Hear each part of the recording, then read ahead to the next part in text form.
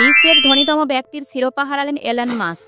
দীর্ঘদিন ধরে বিশ্বের ধনীতমদের তালিকায় শীর্ষে ছিলেন তিনি, কিন্তু ব্লুমবার্গের সদ্য প্রকাশিত রিপোর্ট বলছে সেই সিংহাসন হাতছাড়া হয়েছে টেসলা কর্তার। তার বদলে বিশ্বের ধনীতম ব্যক্তির সিংহাসনে বসেছেন ল্যারি এলিসন। বিখ্যাত কম্পিউটার সফটওয়্যার সংস্থা ওরাকেলের চিফ টেকনোলজি অফিসার তিনি। জানা গিয়েছে, বুধবার নিউ ইয়র্কের স্থানীয় সময় সকাল 10টা নাগাদ সম্পত্তির নিরিখে মাস্ককে টপকে গিয়েছেন ল্যারি। ব্লুমবার্গ সূত্রের খবর, বর্তমানে মাস্কের সম্পত্তি মোট পরিমাণ $38,500 কোটি। কিন্তু ল্যারির সম্পত্তি বেড়ে দাঁড়িয়েছে $39,300 কোটি। বুধবার সকালে ল্যারির শেয়ারের পরিমাণ অন্তত 40% বেড়ে যায়।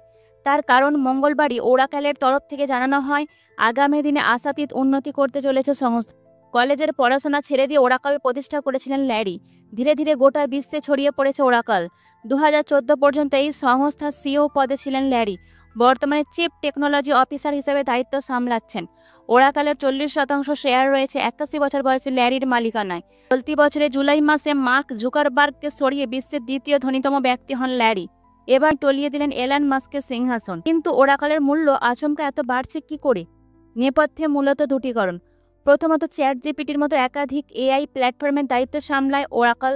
বর্তমানে এআই এর আকাশ ছোঁয়া চাহিদা, সে কারণেই পাল্লা দিয়ে বাড়ছে ওরাকেলের চাহিদা এবং মূল্য। চ্যাটজিপিটি আত্মপ্রকাশের পর থেকে ওরাকেলের শেয়ার 3 গুণ বেড়েছে বলেই জানা গিয়েছে। দ্বিতীয়ত, দীর্ঘদিন ধরেই ডোনাল্ড ট্রাম্পের সমর্থক ল্যারি। দ্বিতীয়বার প্রেসিডেন্টের পদে এসে বন্ধু ল্যারির পাশে দাঁড়াতে ভোলেননি ট্রাম্প।